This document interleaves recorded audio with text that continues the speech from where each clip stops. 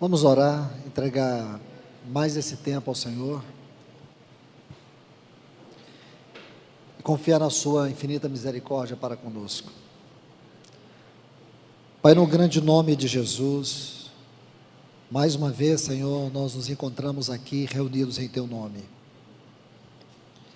Pedimos, ó Deus, que o Teu Santo Espírito, na sua infinita misericórdia, venha falar a nós.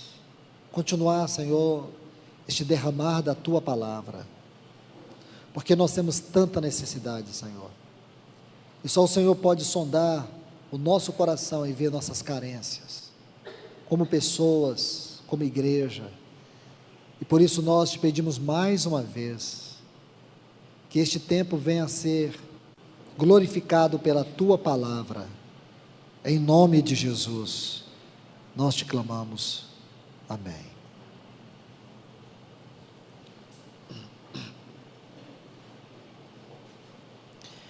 Meus irmãos, vamos ler aqui no capítulo 17 do Evangelho de João, o versículo 19, nosso Senhor diz assim, João 17, 19, é por eles, e por eles eu me santifico a mim mesmo, para que também sejam santificados na verdade. Versículo 17, santifica-os em Tua verdade, Tua palavra é a verdade. Agora, o 19, por eles eu me santifico a mim mesmo, para que também eles sejam santificados na verdade. Há uma linda conexão nesses dois textos, e aqui nós temos mais um para quê? Para que eles sejam santificados na verdade. Meus irmãos, a primeira parte desse texto, é por eles que eu me santifico. Imagine você tocar esse versículo e extrair a essência daquilo que o Senhor está falando aqui. Nosso Senhor Jesus, Ele viveu a vida de um homem perfeito. Hebreus capítulo 4, versículo 15, diz que Ele foi tentado em todas as áreas, porém sem pecado. Nosso Senhor viveu como homem, como segundo Adão. Ele viveu uma vida santa, uma vida imaculada. Ele diz assim, aí vem o príncipe deste mundo, e ele não tem nada em mim. Quando nosso Senhor entrou na morte, Ele não pôde ser retido por ela, porque a morte retém tudo aquilo que o pecado toca. Quanto ao nosso Senhor, a morte não teve poder de retê-lo, de segurá-lo. A morte não pôde segurar o nosso Senhor, porque nele não havia pecado. Agora, você descobre nesse texto uma razão nobre, porque o nosso Senhor guardou tanto sua vida em santidade. Ele diz que Ele se santificou por nós, pela sua igreja, pelos seus, esses que Ele anela que eles tenham a mesma vida de comunhão, e entrem na atmosfera de comunhão, que Ele sempre eternamente viveu com o Pai e com o Espírito. Aí o nosso Senhor diz isso, é por eles que eu me santifico. Até então nós não tínhamos visto algo tão glorioso e particular sobre a vida do nosso Senhor. Irmãos, seria suficiente para nós entender que o nosso Senhor se santificou tanto porque Ele anelava voltar para o Pai, obter a mesma glória. Seria muito natural nós entendermos que toda vida de santidade que o nosso Senhor viveu, é para que um dia Ele reassumisse o seu trono de glória, reassumisse o seu lugar de comunhão eterno com o Pai. Mas Ele não diz isso. Ele diz, é por eles que eu me santifico. Ele guardou a sua vida de santidade por causa de nós, porque se Ele não tivesse guardado essa vida na sua integridade moral, se em sua vida, Satanás encontrasse alguma brecha, ele não teria ressuscitado, ele não teria vencido a morte, ele não teria vencido o pecado, ele não seria a nossa vitória, ele não seria a nossa vida, ele não seria a nossa santidade. Nossa santidade, irmãos, não é o quanto fazemos ou deixamos de fazer, nossa santidade é uma pessoa que venceu o pecado, venceu o mundo, venceu o diabo e venceu a morte. 1 Coríntios, capítulo 1, versículo 30 diz assim: e vós sois dele em Cristo, o qual se tornou da parte de Deus para vós santificação. Ele se tornou a nossa santificação. Lindo isso, irmãos, lindo isso, porque a nossa santidade é o quanto de Cristo está sendo formado em nós, é o quanto a palavra e a cruz está trabalhando na nossa vida, para que o próprio elemento da vida de Cristo venha trabalhar o nosso caráter. Isso é lindo, irmãos. Mas vamos avançar. Versículo 21. Para que todos sejam um, como tu, ó Pai, o é em mim, e eu em ti, que também sejam ele em nós. Para quê? Esse primeiro para quê que inicia no versículo 21, no texto original, ele não existe. Somente esse outro. Para que o mundo creia que tu me enviastes. O contrário disso significa dizer, irmãos, que as nossas divisões, as nossas contendas, é o maior escândalo a pregação do Evangelho. O que o nosso Senhor está dizendo, que todos sejam um, como tu, ó Pai, o és em mim, eu em ti, que também sejam eles um em nós. Irmãos, nós precisamos da ajuda do Espírito Santo para tocar toda a verdade deste texto. Nós não temos condições em nós mesmos de extrair toda a verdade, todo o conteúdo que existe nesse texto. Que eles também sejam em nós, como tu, ó Pai, o és em mim e eu em ti, que também sejam eles em nós, para que o mundo creia que tu me enviastes.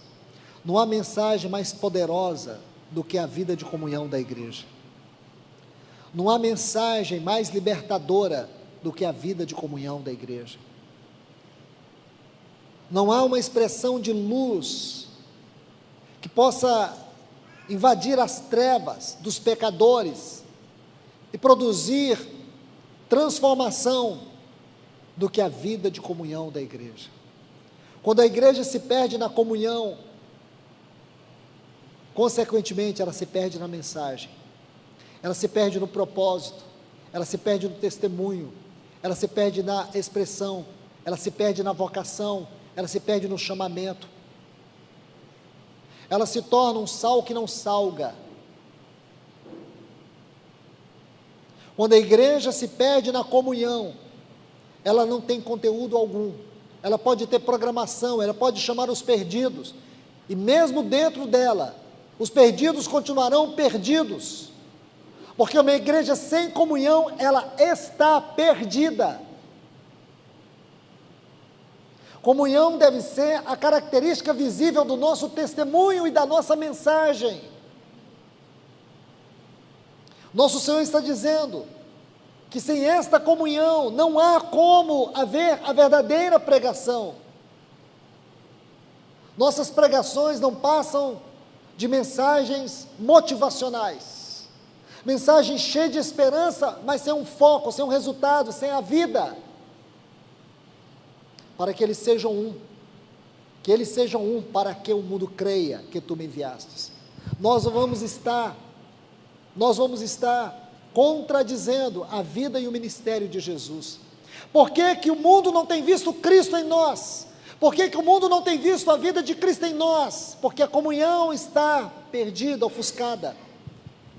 Irmãos, nós não podemos negar Cristo. Eu creio que a falta de comunhão é uma verdadeira negação de Cristo.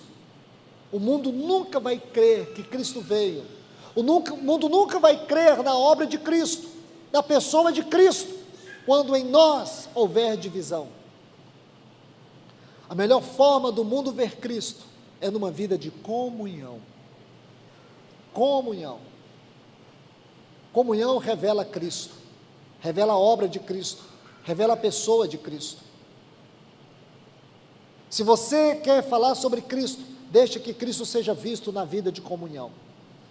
Isso vai desde o nosso casamento até a vida da igreja. Nossa casa deve ser uma extensão do Evangelho de Cristo. Vamos seguir. Versículo 22. Eu neles, tu em mim, para que sejam perfeitos em unidade, para que o mundo conheça que tu me enviastes.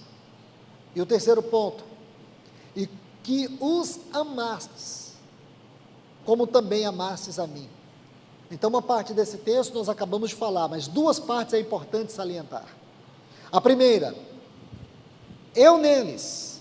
Então, comunhão é Cristo em nós. Cristo em nós é a realidade da comunhão. Então, comunhão não é o quanto eu estou no meu irmão, ou o quanto o meu irmão está em mim. Estar no meu irmão e meu irmão está em mim é resultado da vida de Cristo em nós. Eu neles.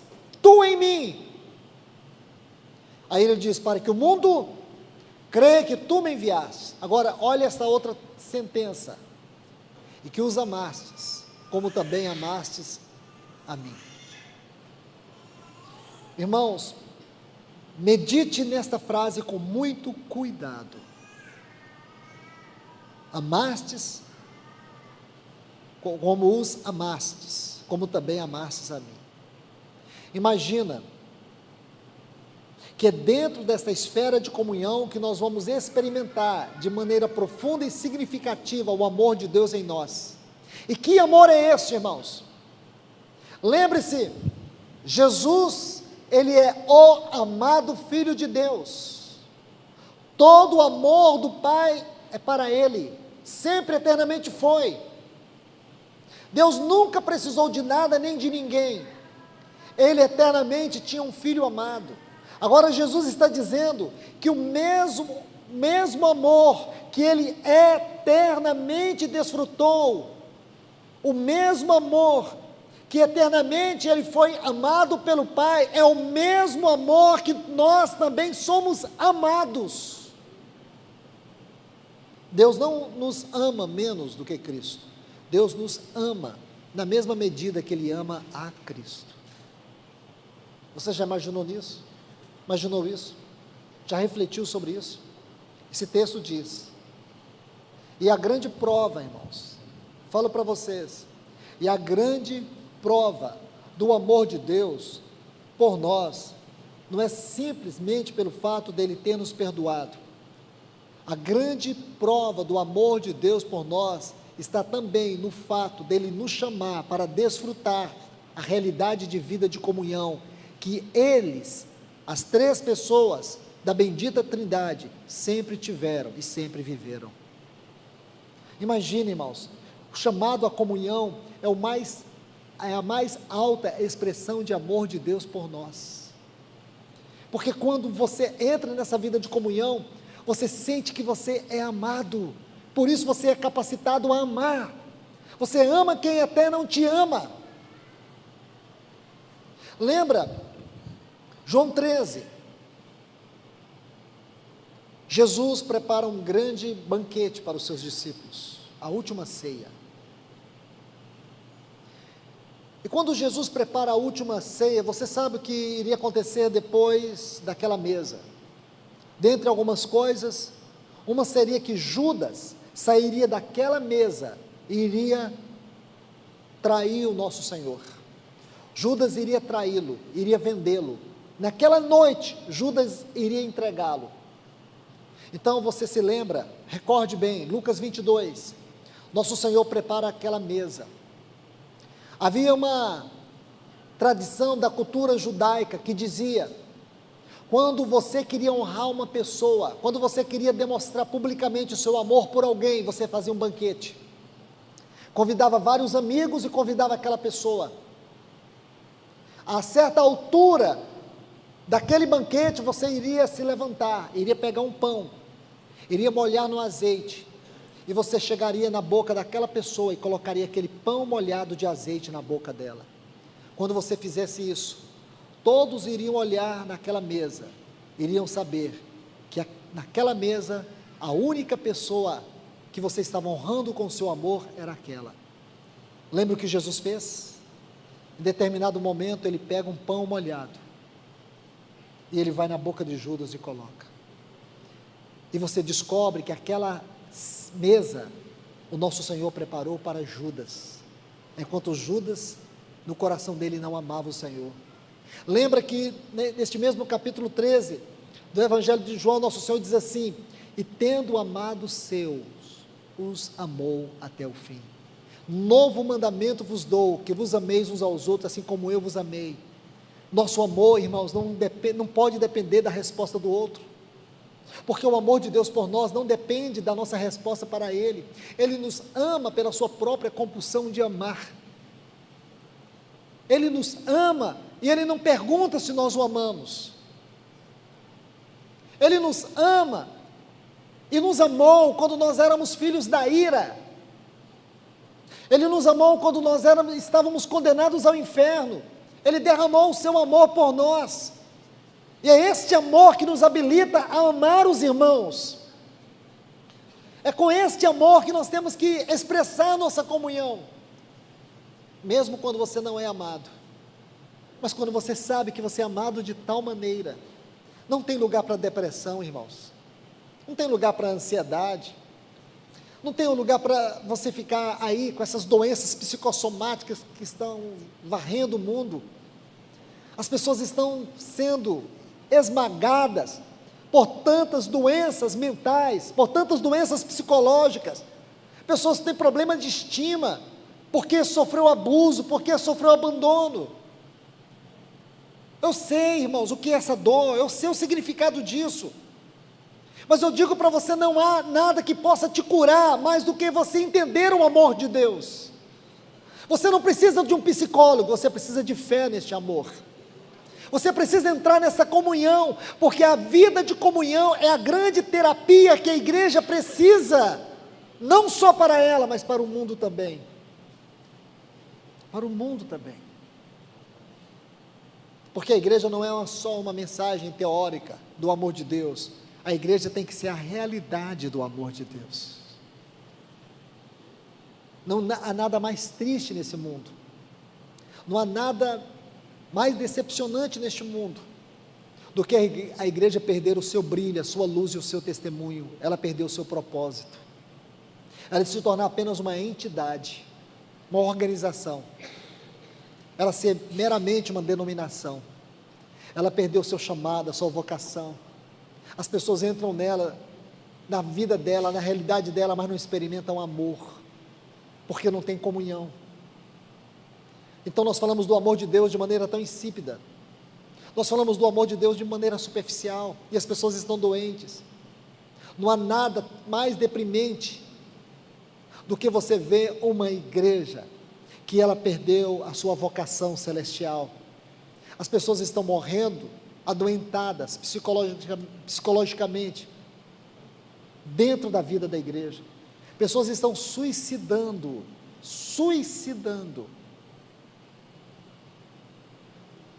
dentro da vida da igreja. E por quê, irmãos?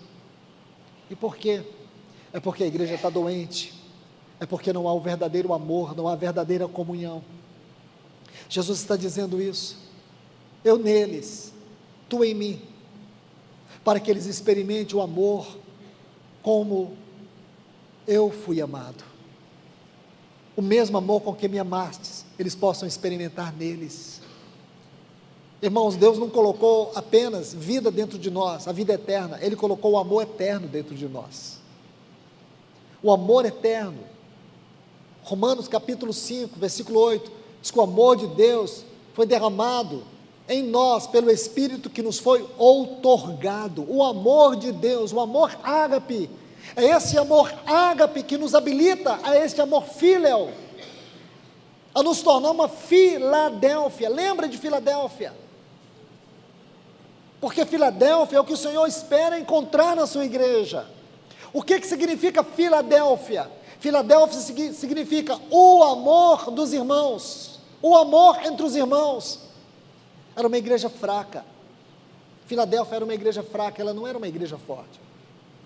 O Senhor viu a fraqueza daquela igreja e diz: embora tendes pouca força, não negastes o meu nome. O que significa uma igreja fraca, com pouca força, não negar o nome do Senhor? Porque a chave da realidade daquela igreja era a comunhão. Ela poderia ter muitas deficiências, mas em um ponto ela era autêntica, no amor entre os irmãos. O amor entre os irmãos. Por isso ela é Filadélfia. O Senhor diz assim: eis que tenho colocado diante de ti uma porta aberta. Em Filadélfia nós temos uma porta aberta, em Laodiceia nós temos uma porta fechada. Porque Laodiceia significa o direito do povo. A igreja não pode ser o direito do povo, a igreja tem que ser a comunhão dos irmãos para que o Senhor tenha o seu direito na terra. Isto é Filadélfia, isto é igreja.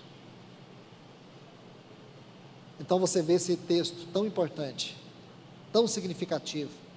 Vamos a mais um, versículo 23. Aliás, me perdoe, versículo 24.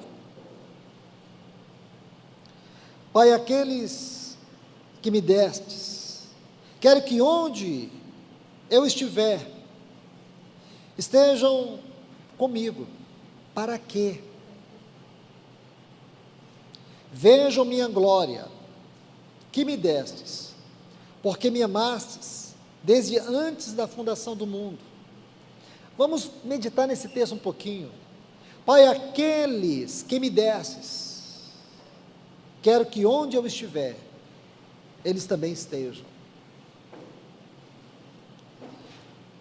Irmãos, vamos entender um ponto muito importante aqui no Evangelho de João sobre aonde o Senhor está. Talvez na sua versão está assim: para que onde eu estou, eles também possam estar. Algumas versões também encontram dessa forma. Nosso Senhor, quando Ele esteve aqui nessa terra, Ele sempre viveu num lugar muito especial, um lugar muito íntimo. Isso está aqui no capítulo 1 e o versículo 18 do Evangelho de João. Evangelho de João, capítulo 1, versículo 18. Vamos ler esse texto.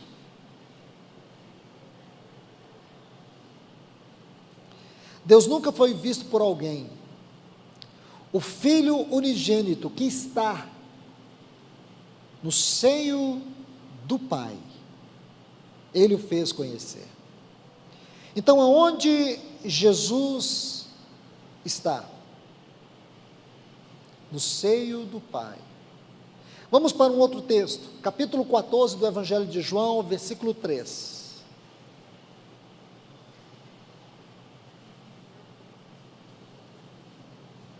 Então, onde o Filho está? Está no seio do Pai. Vamos buscar outro texto para nos ajudar a ganhar mais luz e ver esta verdade tão impressionante. O versículo 3 do capítulo 14 do Evangelho de João está assim: e me vou, e vos preparo lugar, virei outra vez, e vos tomarei comigo, para que onde eu estou, vós estejais também. Então agora nós podemos juntar esses textos e meditar nesse versículo 24. Pai, aqueles que me destes, quero que onde eu estou, estejam eles comigo, para que vejam minha glória, que me destes, porque me amastes desde antes da fundação do mundo. Irmãos, todas as verdades colocadas pelo Senhor neste capítulo são verdades extremamente significativas e profundas. verdades que requerem muito mais do que compreensão, verdades que requerem a nossa experiência cristã. A vida cristã é uma vida de experiência, não meramente conhecimento. Conhecimento na Bíblia só tem valor se ele for o conhecimento experimental, porque o conhecimento sem experiência só forma intelecto, só incha intelecto. Intelecto inchado cria um cristão soberbo.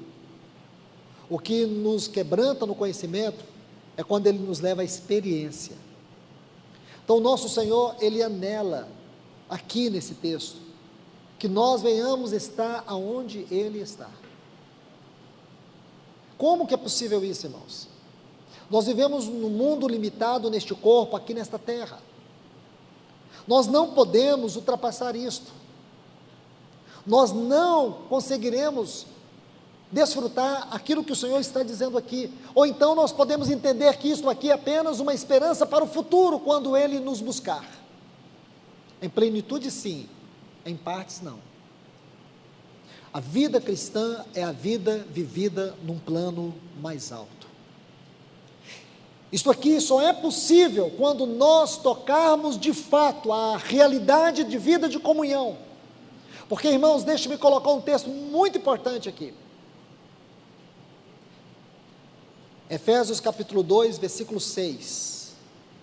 Diz assim: e nos fez assentar com Cristo nos lugares celestiais. Esta frase aqui é muito importante, irmãos. Olha o que ele diz, Efésios 2,6, e nos fez assentar com Cristo nos lugares celestiais. Permitam-me, irmãos, faço isso com muito cuidado, não é para demonstrar excesso de palavras, tautologia, ou mesmo ficar exagerando em exposição de termos, mas faço isso para poder ajudar os irmãos a ter luz para a interpretação de uma verdade sagrada.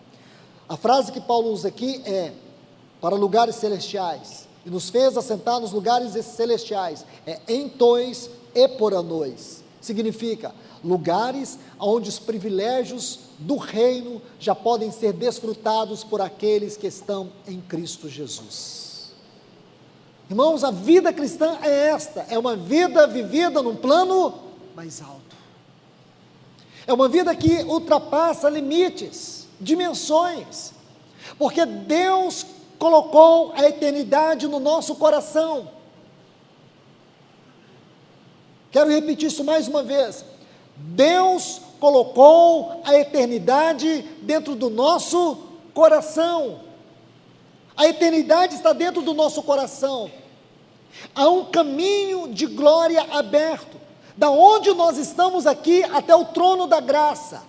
Tende, pois, intrepidez, a palavra é ousadia, é confiança destemida, Hebreus capítulo 10, versículo 19, confiança destemida, tende, pois, intrepidez, ousadia, confiança aberta, para entrar no santíssimo lugar.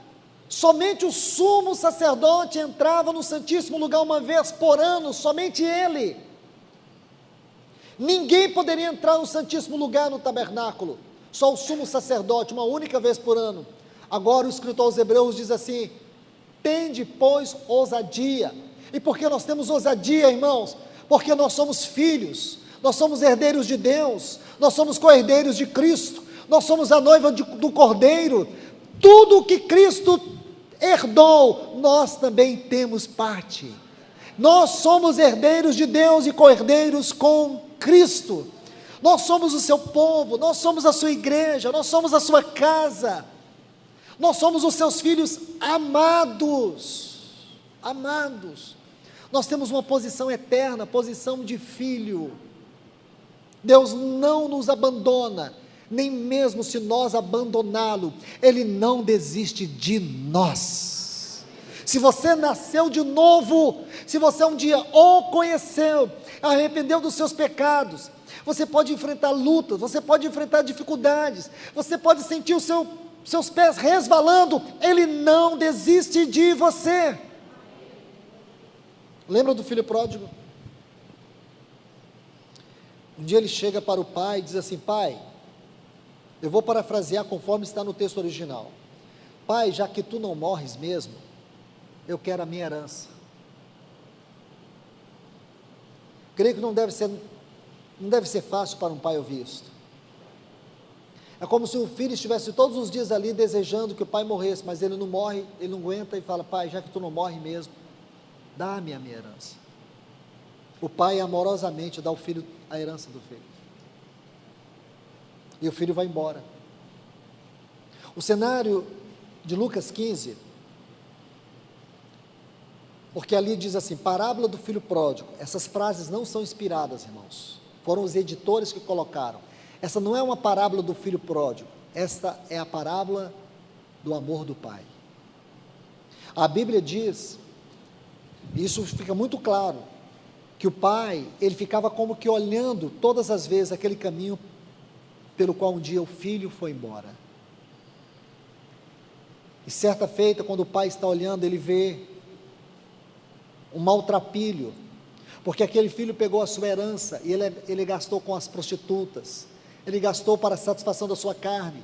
Ele se encontrava no pior estado que um homem judeu poderia encontrar, cuidando de porcos. E o pior, seu estado era tão degradante que ele anelava comer da mesma comida dos porcos.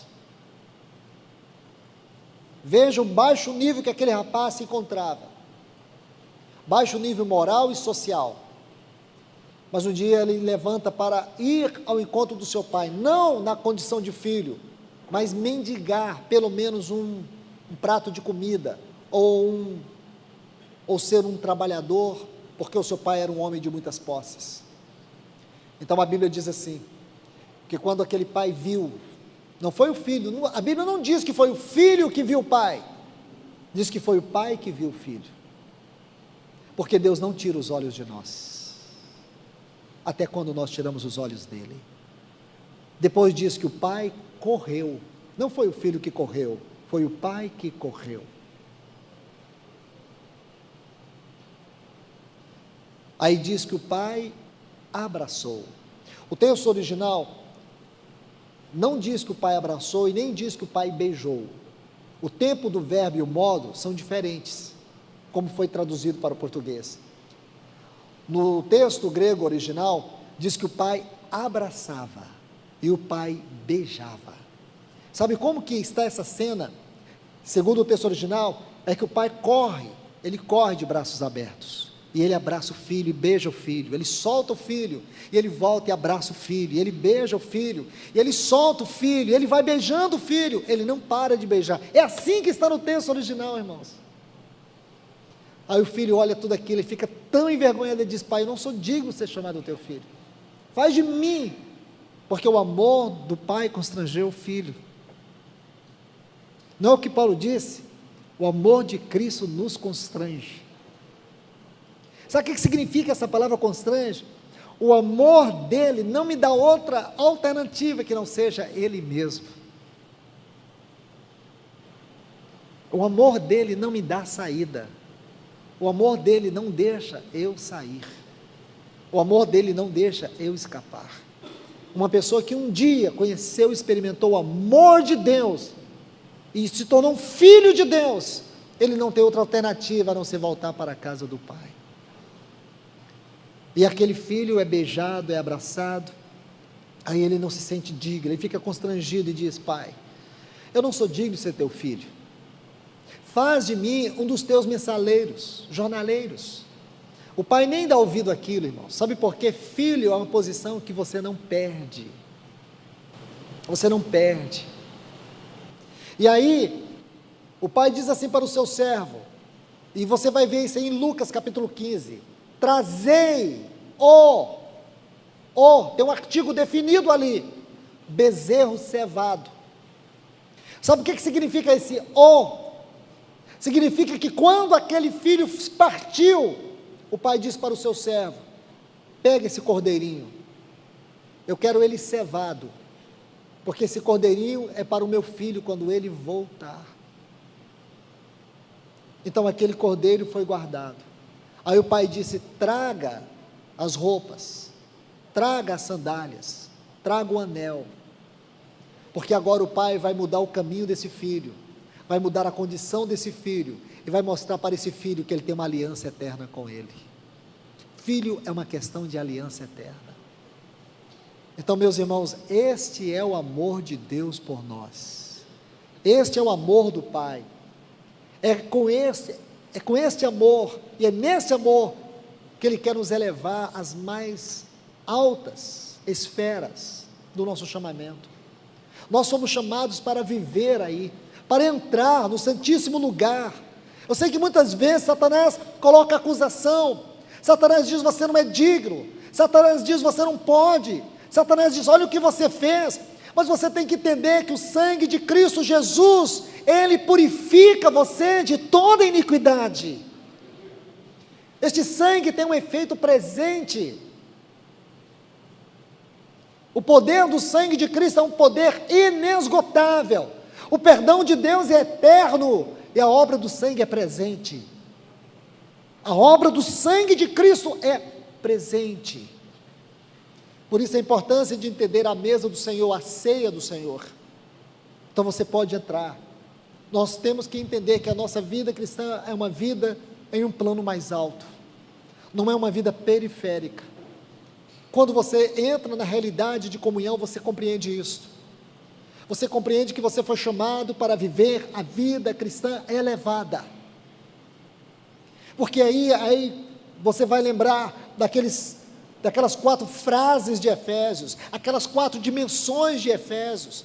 Você vai sair dessa pobreza, você vai sair desse ambiente de insignificância, onde muitos estão como pedintes, mendigos, não sentam na mesa do rei, não desfrutam do melhor de Deus, porque nós estamos num campo de batalha, não é num jardim de infância.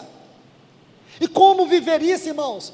Como viver a vida cristã, sendo atacado por dardos inflamados, por principados, por potestades, por dominadores deste mundo tenebroso, por hostes espirituais da maldade, assolam nossa vida, nosso casamento, nossos filhos, nossas finanças, nossa saúde.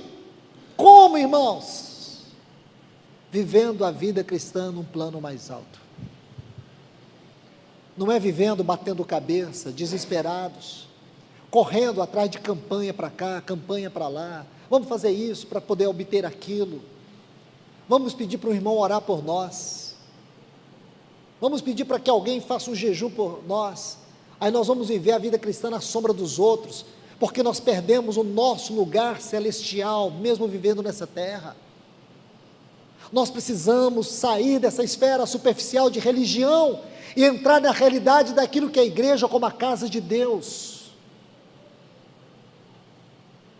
Nós temos que sair dessa esfera de religião, aonde impera ciúmes, divisões, contendas, fofocas, mexericos e tantas quinquilharias mais, e entrar no lugar onde nós experimentamos o amor de Deus em profundidade, lugar onde o nosso caráter é constantemente tocado pela palavra, onde nossa vida é exposta na luz do Senhor, onde as nossas mazelas são expostas pela obra do Espírito Santo, nos convencendo do pecado, da justiça e do juízo, onde nós percebemos a necessidade do aprofundamento do trabalho da cruz.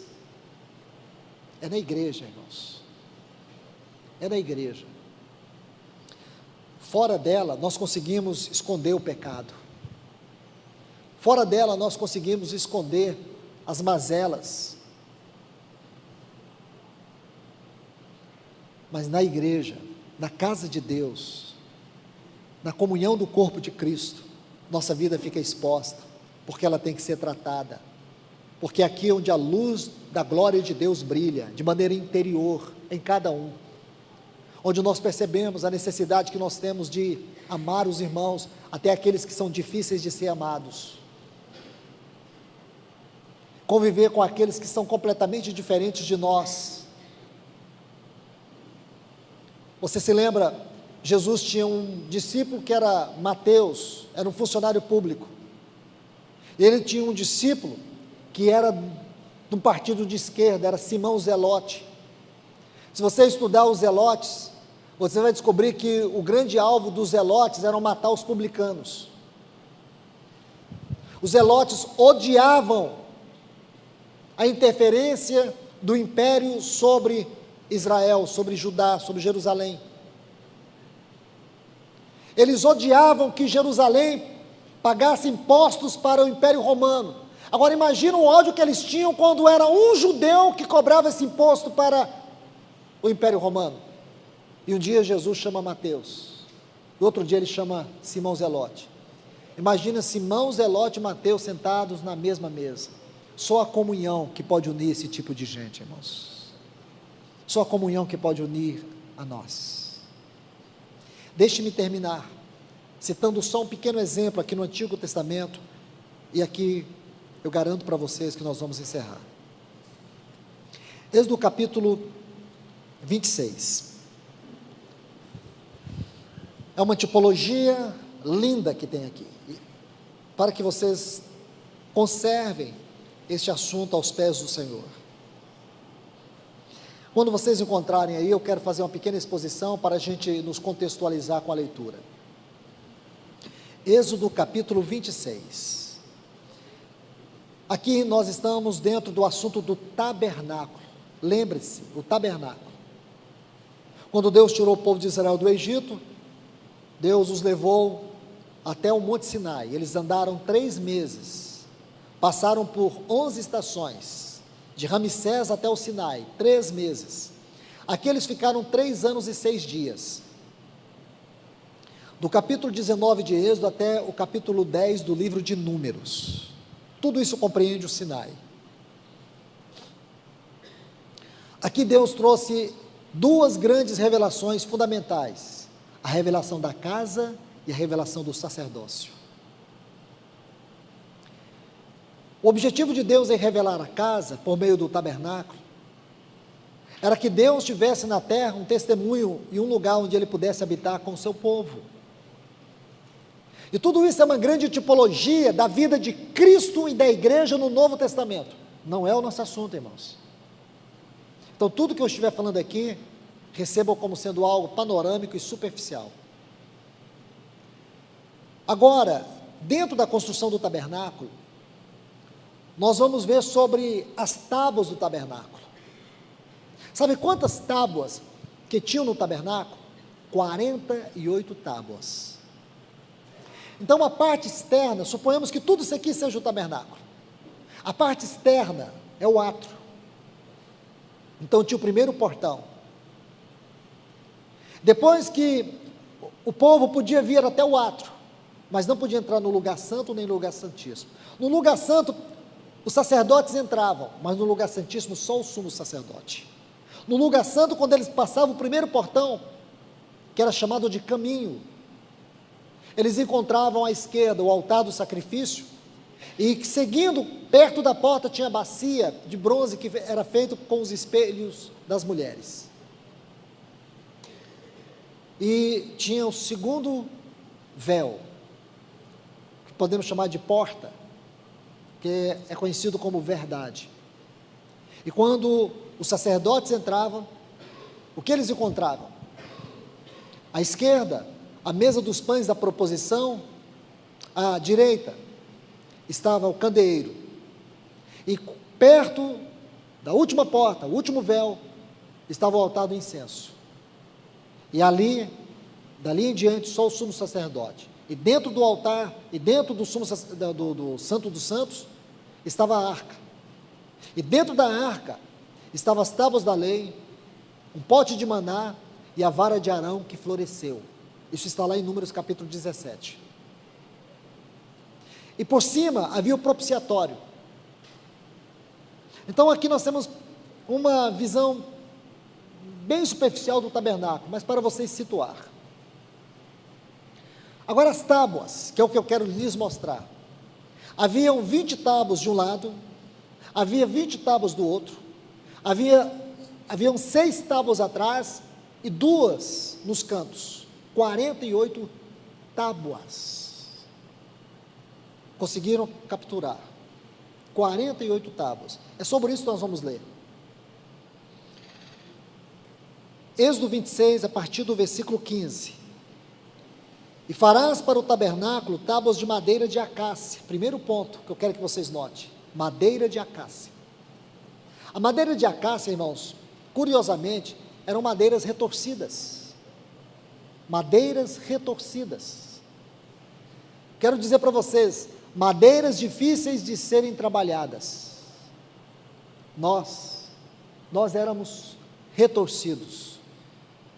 Nós éramos difíceis de ser trabalhados. Mas graças a Deus, irmãos, quando você estuda os evangelhos, você descobre que o nosso Senhor Jesus tinha uma profissão. Qual que era a profissão do nosso Senhor?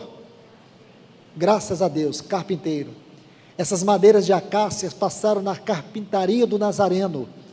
E aí, irmãos, nós viramos tábuas para a edificação da sua casa. Madeiras de acácia, que serão colocadas verticalmente. Por que verticalmente?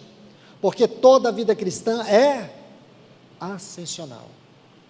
Tudo isso tem muito que se falar, irmãos, mas não é o meu encargo. O comprimento de cada tábua, está vendo aqui? Será de 10 côvados, e a largura de 1,5 côvado. Está vendo aqui? 1,5 côvado, mas preste atenção que a gente vai voltar nesse 1,5 côvado aqui. Cada tábua terá 2 encaixes unidos. Preste atenção, irmãos. Preste atenção. Então veja, cada tábua terá 2 encaixes unidos, um com o outro. Assim farás todas as tábuas do tabernáculo. Farás, pois, as tábuas do tabernáculo, 20 de um lado. E aí você vai ver, versículo 19. E farás 40 bases de prata.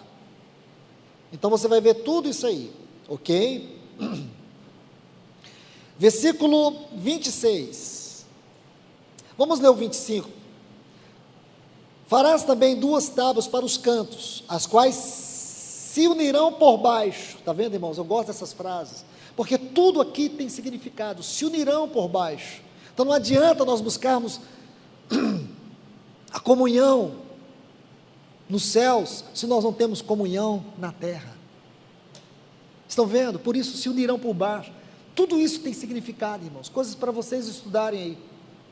Nunca vamos ter uma comunhão celestial se nós não tivermos uma comunhão na terra. Aí diz assim: e em cima também se ajuntarão numa dobradiça. Ok, eu creio que já é suficiente, irmãos, para o que eu quero compartilhar com vocês. Veja, cada tábua aqui tinha uma largura de quantos côvados? 1,5 côvado. Por que Deus não colocou isso aqui uma medida completa? Por que, irmãos? Não seria melhor ele ter colocado 2 côvados? Mas ele colocou 1,5 côvado, porque é uma coisa incompleta. Isso aqui, irmãos, é muito importante, porque as tábuas eram juntadas de 2 em 2. Então pegavam uma tábua de 1,5 côvado, mais uma tábua de 1,5 côvado, aí o que nós temos? 3 côvados.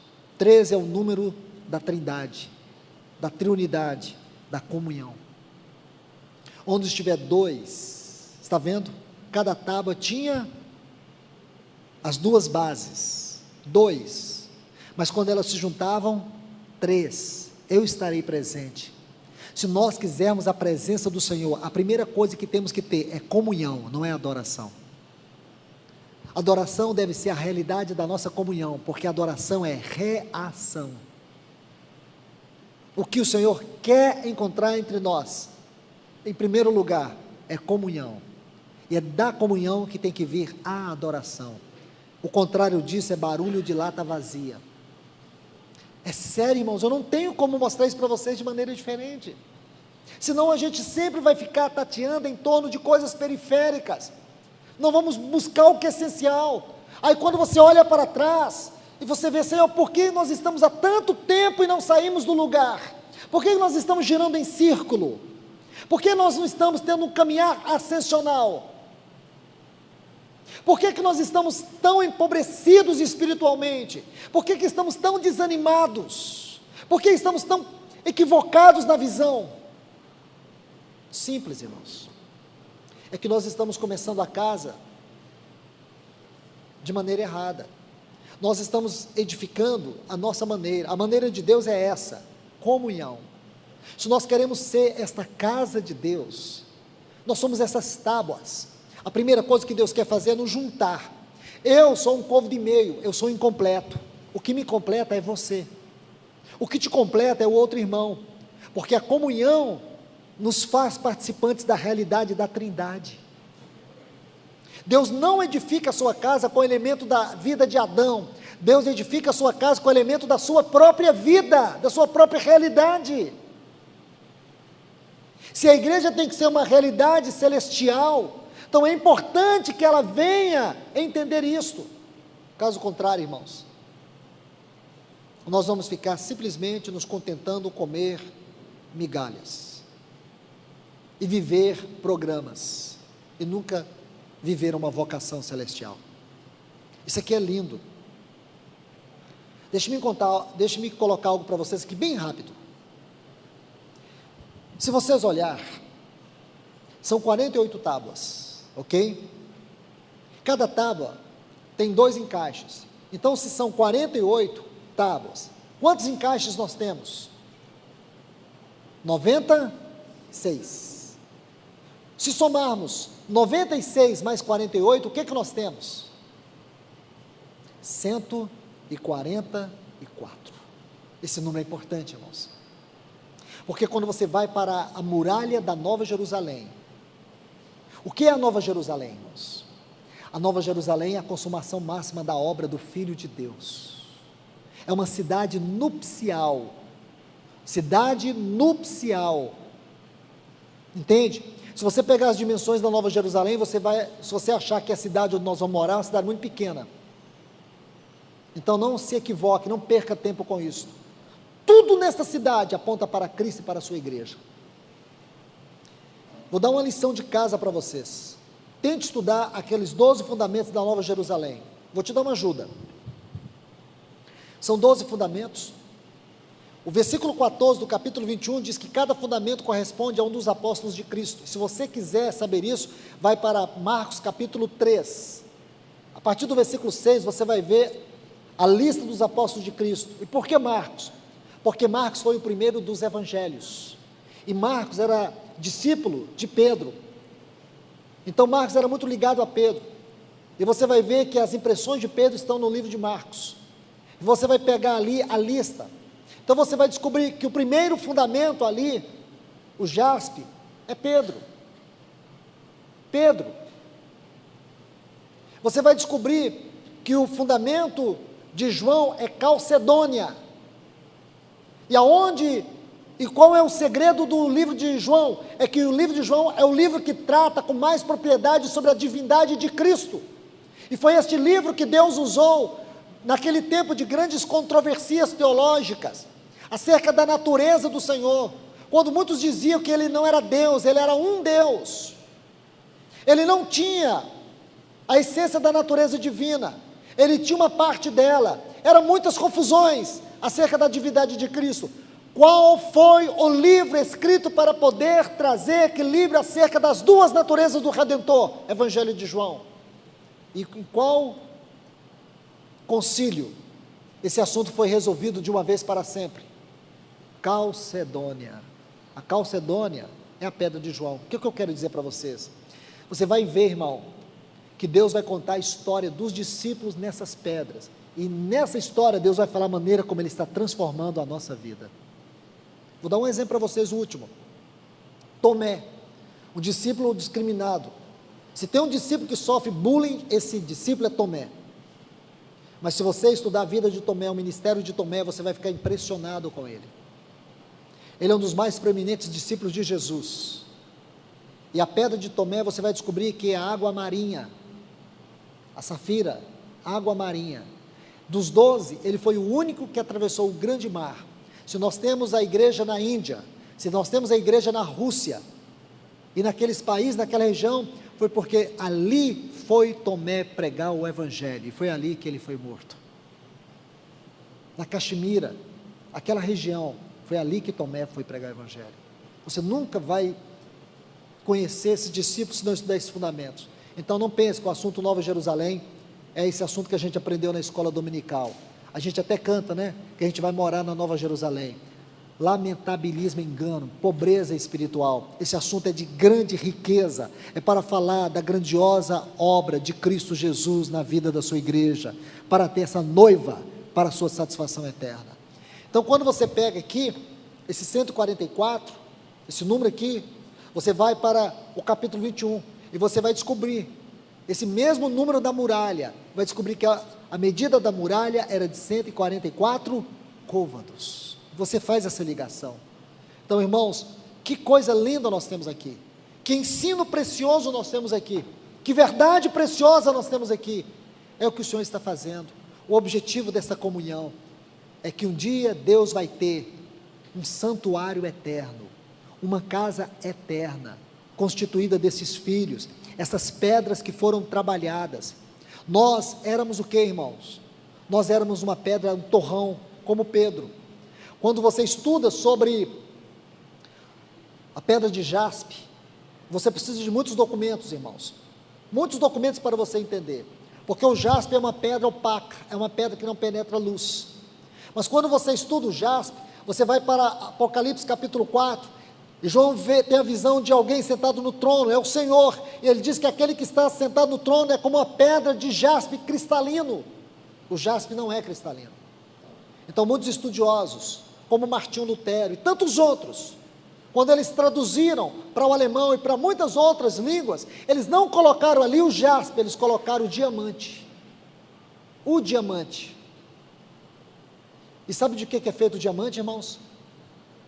De um elemento que todos nós devemos ter em casa: carvão para churrasco, ou o grafite da lapiseira, tem o mesmo elemento químico do diamante.